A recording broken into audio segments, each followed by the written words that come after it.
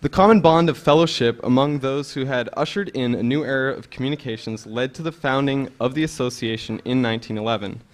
From its inception, there was the realization that pioneering was not solely a characteristic of early telephone development.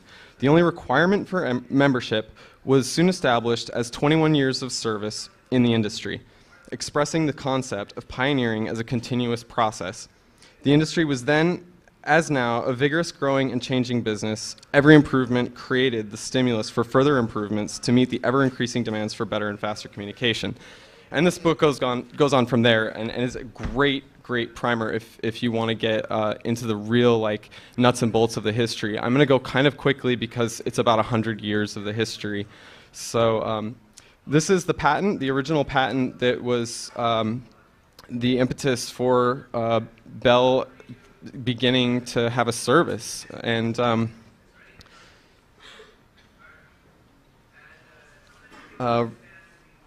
basically, the pioneers, they had worked so hard on this system, and they wanted to have a way to continue, and to continue learning, to continue doing what they did. They had established this system that nobody really knew very much about. It was mysterious. As I said, Bell didn't really understand electricity when he first developed the phone. He understood sound very well, but continued learning and continued progressing. And as the system grew, that was something they wanted to keep alive. And that is what I just read. The part of their mission was to encourage this continuous learning, this continuous process of being engaged in telecommunications and their hobbies and that kind of stuff. So this is an early receipt for your subscription, and this was before this is like some of the earliest subscriber stuff. This is from 1877, and this is the first telephone advertisement, and this was the first advertising telephonic systems as a service, and I think this is offering the actual ability to contact an operator and have end-to-end conversations. This is a little bit later. These were the first workers in the telephone system, and they were young people, hackers, people that could switch some of the calls as people were starting to use telephones for communication with people and have them in their homes or businesses.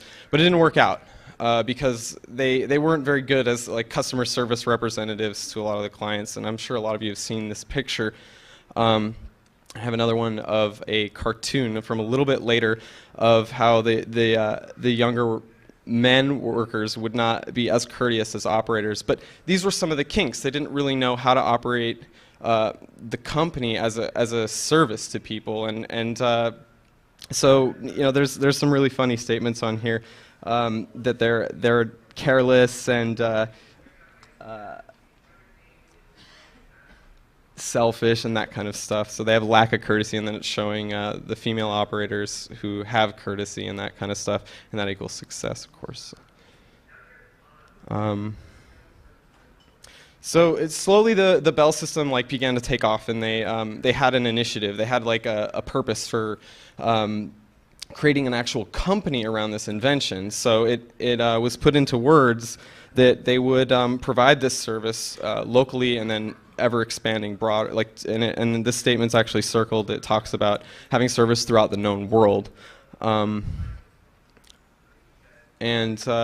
again, they're pioneering. They're in new territory. This wasn't Bell's purpose. He just wanted to transmit voice over wires. He didn't necessarily envision a way of having many subscribers or anything like that. He had really good people around him to support the invention and create a business that actually sustained itself. So this is the first switch in Seattle. First telephone exchange switchboard that was actually put into service. This is a little later, 1883. This is Graham Bell opening the Chicago-New York long-distance circuit in 1892. This is really interesting. These are candlestick phones that are left in people's homes that you can quickly ring your operator and have your service reinitiated. So again, it's like they're just figuring out what are the models, like how can we expand this network and what is it useful for? None of this stuff was known. It was all new territory. And these were some of the other jobs that people ended up doing. They expanded significantly and created long line systems connecting many, many cities and basically growing their network, and the technology was evolving at the same time. So these are some of the plant workers. These are guys that are actually out there building the system. And this is where that fellowship comes from. It's coming from something that's very new, very mysterious. And again, they don't fully understand what they're doing, but it's slowly growing and becoming a bigger and bigger system. And they start having a lot of employees. And out of this invention and this growth, very rapid growth. I mean, they had to keep up with a lot of changes in they're competing with telegraphy, is that right? Telegraphy, and just trying to keep pace with themselves, actually. I mean, the innovation just is exponential. At a certain point, it just continues to grow. So they had a real culture, like social groups forming, a lot of people working together to build this system out. This is particularly interesting. As I said, the operators were young guys at first, but that didn't work out because of courteousness, and so they had female operators. And this is a very diverse workforce, but everybody found spots. And again, I just wanted to emphasize, this is a woman, of course, and there is a serious streak of women working, doing like serious stuff, supervisory roles, managers, like big time within this growing company. They're a part of this like pioneer spirit that slowly builds up. And even people, again, with disabilities. This is a blind operator. Real quick. I'm not sure. I would imagine. I mean, again, they innovated all kinds of stuff. Sure, yeah. They would have flags, and I'm sure they adapted it so that she could feel what number and this kind of stuff. But try to hold your questions a little bit because I got to pick up momentum here. I'm already running a little late. So again, this workforce expands. They're evolving the system. They have a much bigger switchboard that's coming into use, and many more subscribers, and it just continued on from there. So these are many operators, a huge force of women that are controlling calls and getting people talking to who they're trying to get a hold of, and again, it's a business, and it's that spirit of they're there to provide the service and be loyal to their subscribers and all of that. So with this, this is another one of a slightly more advanced switchboard. With this, they began to get a culture, and I kind of spoke to this a little bit, but that's where they wanted to continue. Basically, the pioneers came out of people that were leaving the system. They had been there and been very loyal. They worked for the company. They've innovated. They've done a lot of things.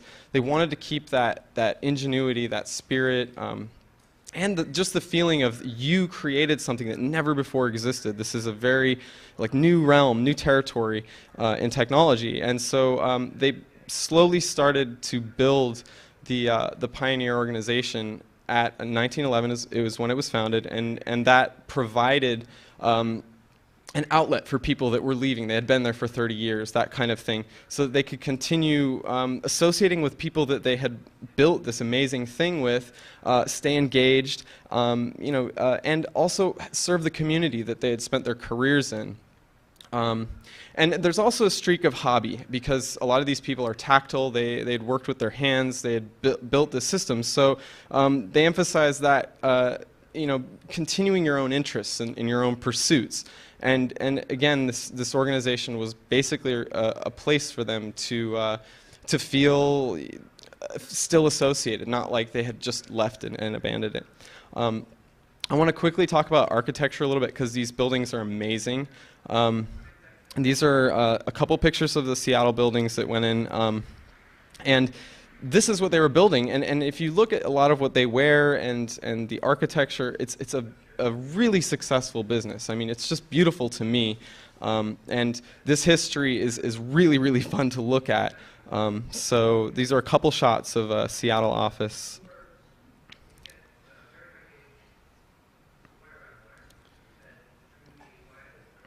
I like this one. It's $45,000.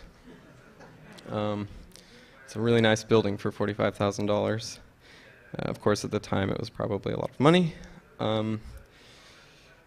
And this speaks to how robust it was. I mean, the stuff they were building, the way they designed things, they were built to last. And I'll get into this with phones and other things at a later time in the talk. But basically, this building, continued on. They were able to provide service through a fire and all of that. And actually, the air quality was better inside. It's really interesting.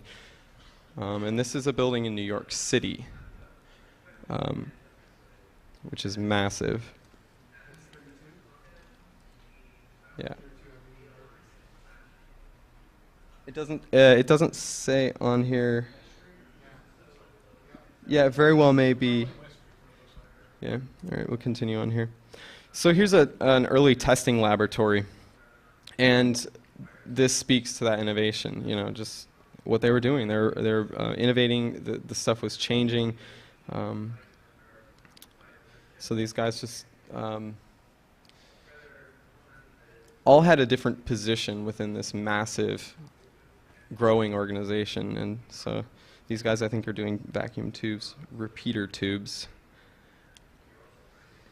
And this is a rear view of power. This is in San Francisco, and this is sort of what it takes to power the system. And the way they design power, it's a lot of it. Some of the basic principles behind it in the telephone system are so well planned out and make so much sense. The way they install things, it's very similar today. So I'm going to keep going. This is a picture of the introduction of. He's testing contact circuits, so like early relay switching systems. And this is a step-by-step system. So I was speaking a lot about the culture and how it got so big that they needed social groups. They started putting out magazines, and that's where a lot of the pictures I just showed you came from. Pacific Telephone magazine, and they're basically a lot of what the pioneers did is keep the old magazines and a lot of the old material, and that's where a lot of what I'm showing you right now about the history has come from. And that's part of the fellowship and their loyalty to the company. They preserve the history, and it's actually still available. You can find these things through the pioneers and what they do. So these are a bunch of trainees, and you got to imagine you're expanding a system like this. You have to hire tons and tons of people to run the system, and so here we are with a bunch of ladies who have just been trained.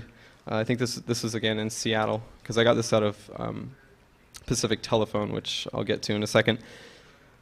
They also had social stuff, and this is the basketball team. And this is a small example. There's a lot of examples of this in the Bell system, of people that would have activities, sport, softball teams. There were rifle teams. They would go fishing, and this is where the pioneers started coming in. Is that in addition to retired people that have been with the company for 21 years, it's also people that are active employees. And I want to emphasize that here because it's getting much bigger. They're doing things as a part of the company. So the pioneers they were embracing everybody who was involved. So if you were an active employee and you'd served for 21 years and you were still working with the company, you were allowed to join in and become a pioneer yourself while you're working for the company. This is Pacific Telephone magazine cover from 1922. And in the magazine, they started publishing a lot of the activities and a lot of stuff around technology, like what's changing, what's new, what is, what's going on, what events are going on, all the stuff that was surrounding this, as I said, socio-industrial group, these people that had built this massive system and sort of charting new territory in the unknown, they were able to trade around, kind of, and this is where I get into like parallels between hacker and pioneer. They could talk about all kinds of issues, but be that tight-knit community. And so start looking for some of those parallels. And that's why I'm sort of going over the history of the telephone very quickly, because I want to focus on the pioneers and the cohesion amongst them. So they would have these magazines, and they would show events, show different special interest things, and again, they'd have articles about technology and the business itself. And there were other publications. This is just an example local to where I'm at in the Northwest. I put this in here. This is out of one of the Pacific Telephone issues, and it was, I think Bernie S. asked this of me on the radio show the other day because he was commenting on the telephotograph. And so these were shots of the telephotograph, and they were published, and basically people could read about it and say, oh, this is the new stuff that other people are doing, and it helps that innovation, helps them continue their own innovation or give them ideas.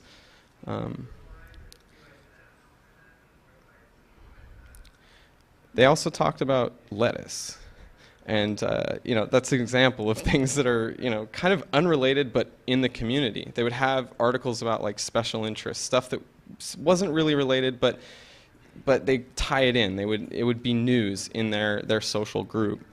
And then of course the vice president, that's sort of industry news. And here's some accident statistics from 1922. Actually, this is 1926, so they're talking about 1925.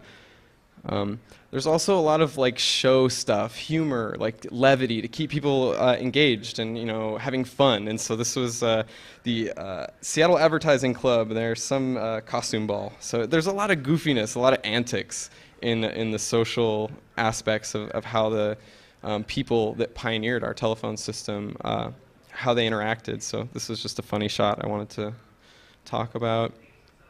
And this is a meal card from one of the very first, I'd say about the first decade of the telephone pioneer meetings. This was a printed menu card.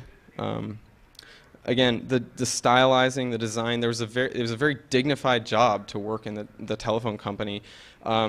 You were doing amazing things. Everyone dressed very, very well. I don't know, a lot of the plant guys, they were out working very hard, but they all had, nice felt hats. And I mean, the guys in the offices, or the gals, or women, excuse me, that were running the switchboards, they were all in very nice full-length dresses, that kind of thing. It was a very dignified job. So you see the aesthetic in some of the history of like how seriously they took their role, and how loyal they were to it. And I don't know, there was just a certain culture that they created over time as they were building this institution. That statue of Mercury was at the top of 195 Broadway. Really? And it's now out of Madison Regis headquarters. Okay, I didn't know that. Yeah, I came here to learn too. I'm awesome. Yeah, I love the depiction of him, and whenever I see the spirit of communications, I really like that. I didn't know that. I'm here to learn too. By all means, I don't know everything about the 200 years or 100 years, 100 years leading up to the phone's invention. So I'm going to get through this, and I really want to talk to people and find out kind of if you have any questions or that kind of thing. But we'll get to that very quickly here. This was what we talked about this on the radio. This was the cover of the proceedings for the Telephone Pioneers of America meeting, 10th meeting of the General Assembly and 18th meeting total. And this was in 1931, and it took place here at the Hotel Pennsylvania. And I actually, yeah, I brought the copy of it. So. If you're very, very nice, I might let you flip through it, but I'm going to watch you. So that's here. And I really love the pen and ink. I mean, this is beautiful stuff to go through. And again, it's the pioneers that have preserved a lot of this. And I'll get to that very shortly here. because I want to talk about locally, like how I got involved and my like the chapter in my community, the kinds of things they're doing, because all of you can get involved with what the pioneers are doing, whether you're in telecommunications or not. They're very open and welcoming. And I'll stop there and continue with the history. Really trying to get through this. It's kind of slow. This was Miss Daisy Thomas of Oregon, first woman president of a pioneer chapter. And I really want to emphasize on the ladies because they played a huge part in what the pioneers have done and what they've built. And I think that makes this company really, really, really unique. So,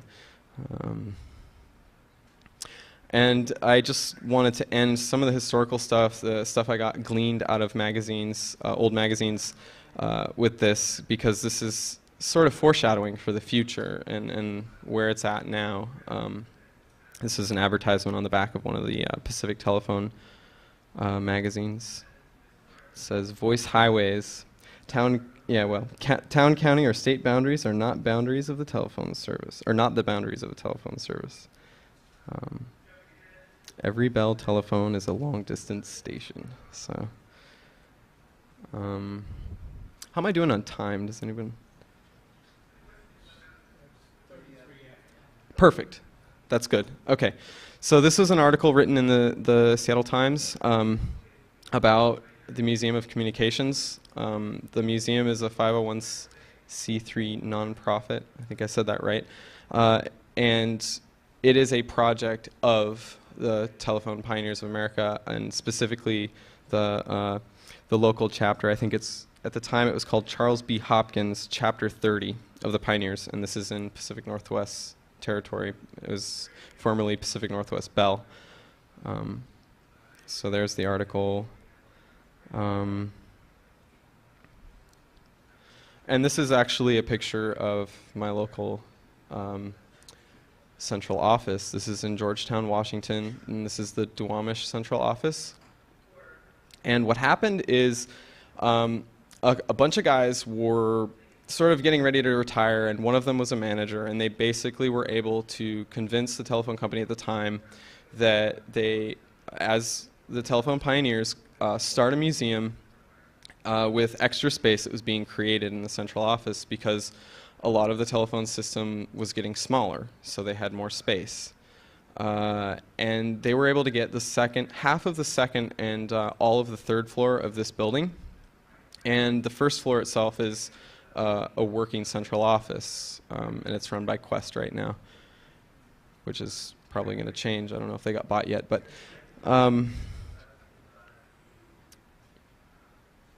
so there you go, the museum. And this is early stuff. This is the first 10 years of the Pioneers. This is the kind of stuff they did, that fellowship, loyalty, service. They're making Christmas toys, yes, Christmas toys for needy children. And they've done all kinds of things. There's a lot of projects. I think on the radio show they mentioned the audio baseballs for visually impaired.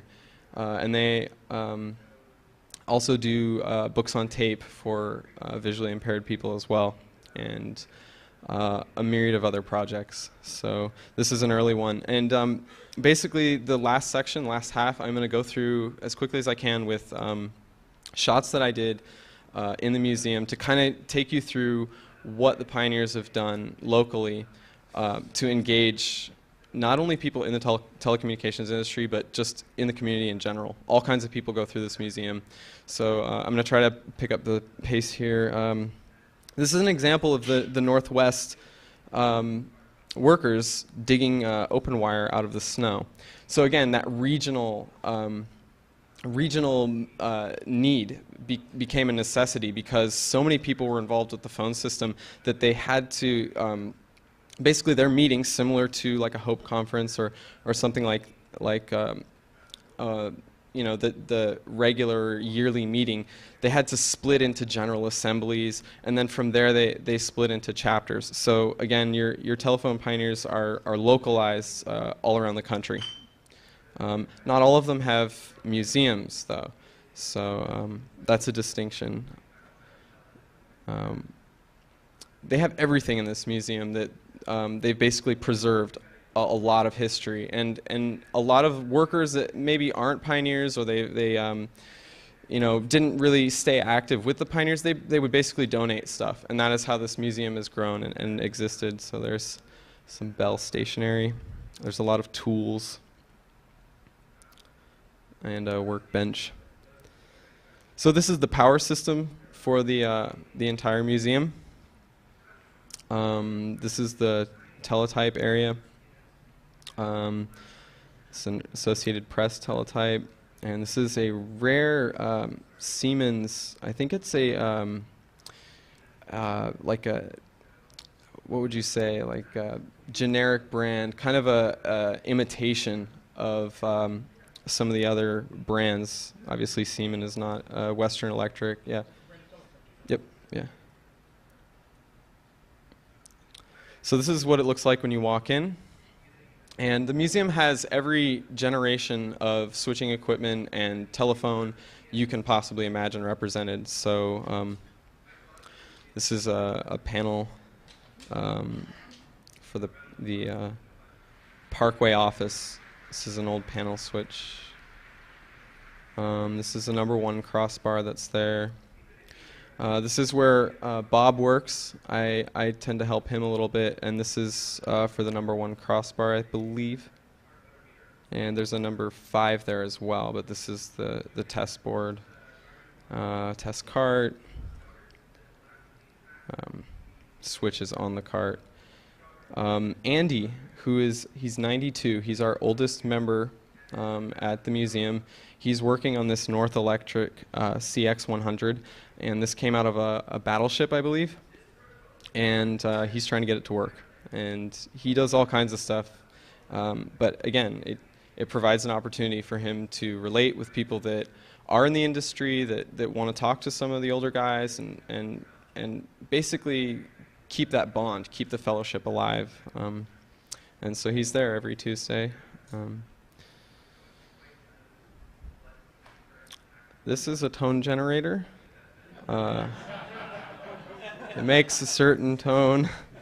So yeah, I helped refurbish this a little bit for the multi-frequency display.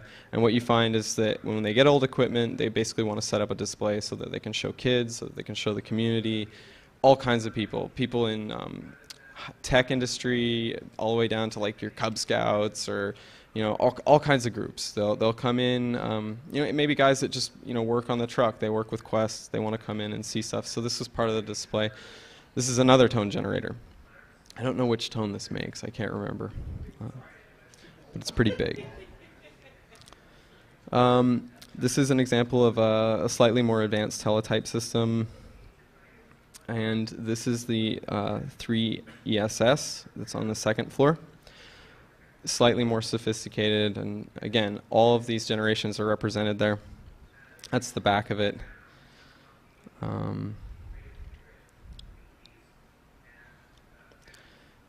This is done by Steven. He works with the teletypes. He was involved with SDF Lone Star, and their original 3B2 is actually here on display. And he did this installation. So there's an example of Unix systems there. Manuals for that. And this gets into books. There's a lot of books and a lot of things to read. I obviously was able to get magazines to help support the brief history I've outlined here as sort of a crash course in it. But there's a ton of information at the museum. And it's not the only information there. I want to emphasize the pioneers themselves as repositories for a lot of wisdom. And that's part of why I got involved. I wanted to understand telephones. I wanted to help out a little bit. And the welcoming, the way they were being with me, the kind of, I don't know, the instruction, the attitude they had towards a young person trying to understand things, wanting to help a little bit, it really was pleasant, and it made me want to come back and help out more. So they're very eager to teach people. And again, this museum that they've created is a wonderful environment for that. It's excellent. And so there's other museums around the country, but this is a very unique one and a gem, really. There's old books and really big books. And this one's really big. It's a storage, I don't know, 6055. I don't know what's in it, but it's huge. There's really tiny books. This is a microfiche catalog. And if you look closely, it's made by Diebold. There's some more Diebold. Phone books. They have a couple of those. Interesting stations. And they have technical journals, which are very similar to like 2600, zines, that kind of thing, except a little, yeah, exactly. Exactly. That's what I was thinking, is like, wow, 2600 is very similar. And again, there's a lot of parallels, so, and they've got a lot of these. Really, yeah. I was wondering, and I wanted to leave time so that people could ask and see, and likewise, if I could find out, like, if some of the stuff has been scanned, because there's a lot of information which gets into, like, BSPs. These are ones that Bob and I were using on the crossbar. And this is Frank in the foreground, and they're sitting in front, his partner and him are sitting in front of the wall of BSPs that are there. And he's working on one of those tape decks I mentioned about, well, for the visually impaired, which is, again, another project. And again, they've created this museum to use as a space for teaching about what they do and enrolling people in their organization, but also being a resource for the community and providing service, you know, as and not service as in telephones, but like service, like being a service organization in their community where they'd spent their entire career. This was kind of a funny picture about Divestiture and stuff like that. So, and this is just spare stuff they have. It's just all this wonderful equipment, and I want to mention that all the switches work, and that's kind of what they're working on, is kind of getting them functioning, getting lines tied in and connecting them up. So they've got a lot of spare parts for things. This is an exhibit on the types of wire over the generations. Newer wire, older, and really new. And then quickly I'm going to look at some cool phones and then stop and kind of wrap it up and let you guys maybe ask some questions. And I'll get into, well, this is a candlestick, some ringers. This is an intercom basically for like an apartment system. It's a vestibule telephone. This phone is to use, let's look at this, to prevent ignition of hazardous atmospheres. That's the warning, but this is basically for like in a mine or someplace that has fumes that could ignite. I think that's what this one is. Either that or it's bomb-proof, but it looks bomb-proof. And this is just a funny alarm, and I put this in here to preface the next photo, which is really funny. Yes. See, you got to ring the fire bell, because, yeah, this one is beyond shop repair. So that is a very melted Model 500 telephone. And I probably mentioned this on the shows, on the radio. I went to Dayton and I bought this old phone right here. See, it's real, you can hear the bell. And I refurbished it at the museum. So the guys were really nice. I had like all these pioneers basically offering their help, and we got it all wired up. And they provided a new coil handset cord and gave me, 10 feet of shielded pair, and basically cleaned it up, and then I fixed the transmitter and receivers. I swapped in some parts, and this is an example of just how cool they are. They love to see somebody coming in with a project. Like I said, normally I walk around with Bob and I try to like learn a little bit more and more every time I go. But if I have something that I'm doing at home, anything telephone related, this is the resource. This is what they're there for. They know how this stuff works and how, how to explain it in like a really approachable way and get you involved in some of their projects. It's very reciprocal sort of relationship. So it's part of the fun that I have there. This is a punch card phone. Another example of that. This might. Yeah. Exactly. Sorry, going quickly. Trying to save time here. This I don't know exactly what this is for. Is it okay? Okay. All right. Yeah. See, a lot of the stuff I don't even know. But I took shots I thought would be interesting.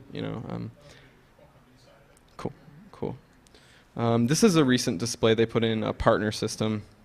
But when they get equipment, if it works and stuff, they'll try to find a display for it so that they can walk around with people and show, this is an example of this, and you pick up one end, call, and again, you can hear the call quality and try to understand, and you can actually watch like how the switching system's working, and it's a great way to learn what actually a phone call is. This is like a business phone. This is pretty common in the 80s and 90s. Is that what it is? ISDN? Yeah.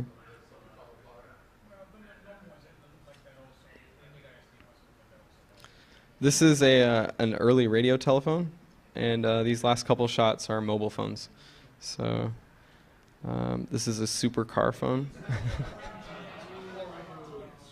Yeah. It has an off switch with a key. Which I think we should put in modern handsets. So, some cool old Motorola's, and notice the guide with the telephone and the steering wheel. It's kind of interesting. I wonder what those instructions are like. And this is International Mobile Telephone Systems, and it's a briefcase phone. Sort of funny looking. And this is another one, Pulsar. Yeah. So those are all the pictures I brought. And how are we doing on time? Great. Okay, so that's everything I wanted to show. I just basically wanted to get a chance to speak and tell people about the Telephone Pioneers and who they've been for me and my community and how I got involved. I stumbled on their website and I started going when the museum was open. And they're all over the country. There are museums on the East Coast, several on the East Coast, and I have a directory. And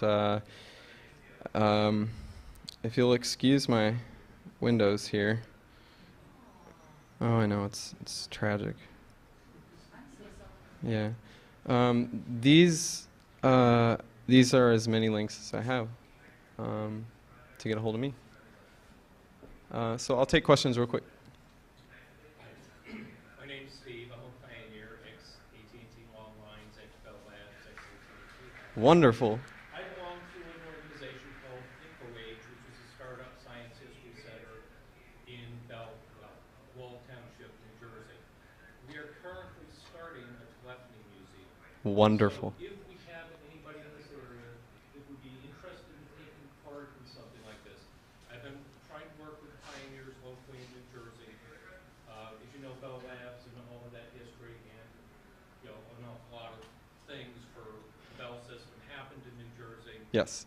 And we do not have a telephony museum. We do not have a telephone club.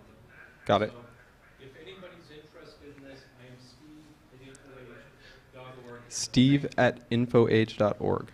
And it's cool. I'm sorry to hack your meeting, but we would like to do the same thing. Absolutely. We have space, but we're not in the former CO, so we're starting with some handouts from the closure of Bell Labs Home Dell.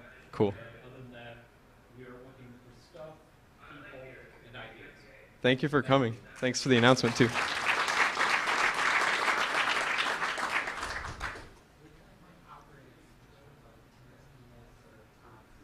Can you turn that? Can you say that once more? Where can you find operators consoles?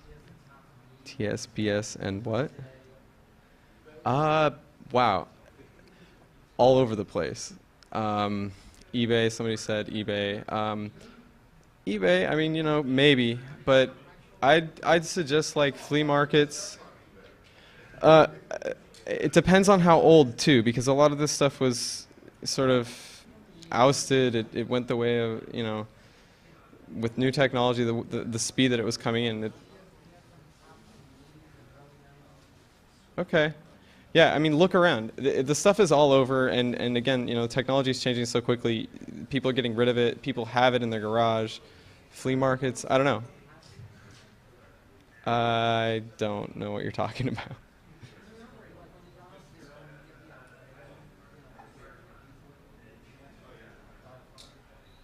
Got it.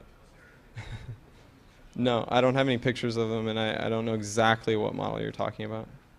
Anybody else have a question? In right there. Yeah, I guess my father worked at Bell Labs for a very pioneer, professional review. I'm wondering, do they have any of the stuff from the Bell system, not really encryption, but Bell system pretty much put their name and logo on everything that they do. Right. Bell system has, even Bell Labs solder, is that really solder? Yes, there's a lot of memorabilia. That's why I right, exactly. They've got massive soldering irons. Yeah, I mean, they were doing a lot of soldering because that's how wire was bundled, outdoor lines at a certain point. And there is a ton of memorabilia. That's why I put in 2 reams of Bell paper, because there's so many little trinkets and souvenirs. Again, they would honor people for their service, and you would get like a pen or buttons, pins, that not buttons, but pins, to recognize and share in that accomplishment of loyalty to the company and building the system that they were all sharing in. So maybe one more question.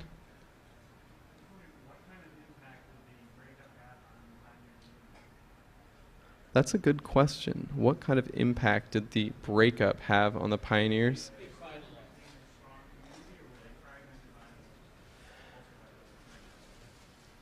The way I see it now, it's strengthened them in that they've grown. They welcome anyone who's been a part of the telecom industry, and as it stands now, there's a lot of small companies, a lot of individuals that have started up, and we see these guys come in. Maybe they started some sort of telecom related company, and they will go through BSPs to find information on how they can make their systems better, and even how they can compete better, which is kind of interesting. So I think for the pioneers, it's really good because it's outreach. Again, it's a socio-industrial organization, so they're able to interact. They're able to have cohesion as people that are involved in that kind of technology. And I don't know if that's a good answer for it. Thank you for coming and listening.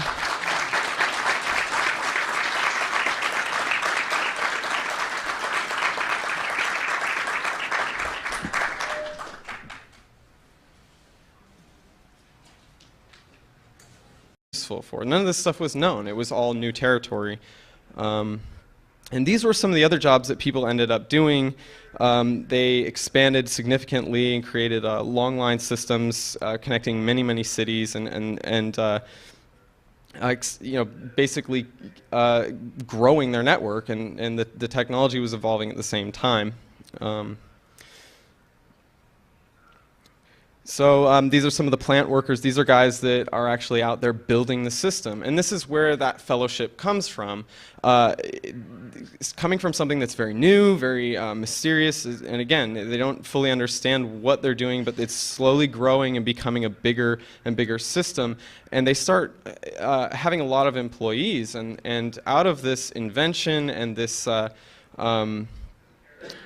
growth, very rapid growth. I mean, they had to keep up with a lot of changes you know, they're competing with telegraphy, is that right? Telegraphy, and just trying to keep pace with themselves, actually. I mean, the innovation just is exponential. At a certain point, it just continues to grow.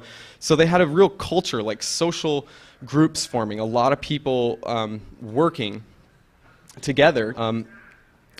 These were the first workers in the telephone system, and they were young people, hackers, people that could you know, switch some of the calls as people were starting to use telephones for communication with people and have them in their homes or businesses. But it didn't work out because they weren't very good as like customer service representatives to a lot of the clients, and I'm sure a lot of you have seen this picture. I have another one of a cartoon from a little bit later of how the younger men workers would not be as courteous as operators. But these were some of the kinks. They didn't really know how to operate the company as a service to people, and so you know, there's some really funny statements on here that they're careless and selfish and that kind of stuff. So they have lack of courtesy, and then it's showing the female operators who have courtesy and that kind of stuff, and that equals success, of course. So it's slowly the Bell system like began to take off, and they had an initiative. They had like a purpose for creating an actual doing what they did. They had established this system that nobody really knew very much about. It was mysterious. As I said, Bell didn't really understand electricity when he first developed the phone. He understood sound very well, but continued learning and continued progressing. And as the system grew, that was something they wanted to keep alive. And that is what I just read. The part of their mission was to encourage this continuous learning, this continuous process of being engaged in telecommunications and their hobbies and that kind of stuff. So this is an early receipt for your subscription, and this was before this is like some of the earliest subscriber stuff. This is from 1877, and this is the first telephone advertisement, and this was the first advertising telephonic systems as a service, and I think this is offering the actual ability to contact an operator and have end-to-end conversations. This is a little bit later. Company around this invention, so it was put into words that they would provide this service locally and then ever expanding broad. And this statement's actually circled. It talks about having service throughout the known world. So again, they're pioneering. They're in new territory. This wasn't Bell's purpose. He just wanted to transmit voice over wires. He didn't necessarily envision a way of like having many subscribers or anything like that. He had really good people around him to support the invention and create a business that actually sustained itself. So this is the first switch in Seattle. First telephone exchange switchboard that was actually put into service. This is a little later, 1883. This is Graham Bell opening the Chicago-New York long-distance circuit in 1892. This is really interesting. These are candlestick phones that are left in people's homes that you can quickly ring your operator and have your service reinitiated. So again, it's like they're just figuring out what are the models, like how can we expand this network and what is it using. The common bond of fellowship among those who had ushered in a new era of communications led to the founding of the association in 1911. From its inception, there was the realization that pioneering was not solely a characteristic of early telephone development. The only requirement for membership was soon established as 21 years of service in the industry, expressing the concept of pioneering as a continuous process. The industry was then, as now, a vigorous, growing, and changing business. Every improvement created the stimulus for further improvements to meet the ever-increasing demands for better and faster communication. And this book goes on from there, and is a great primer if you want to get into the real like nuts and bolts of the history. I'm going to go kind of quickly because it's about 100 years of the history. So this is the patent, the original patent that was the impetus for Bell beginning to have a service. And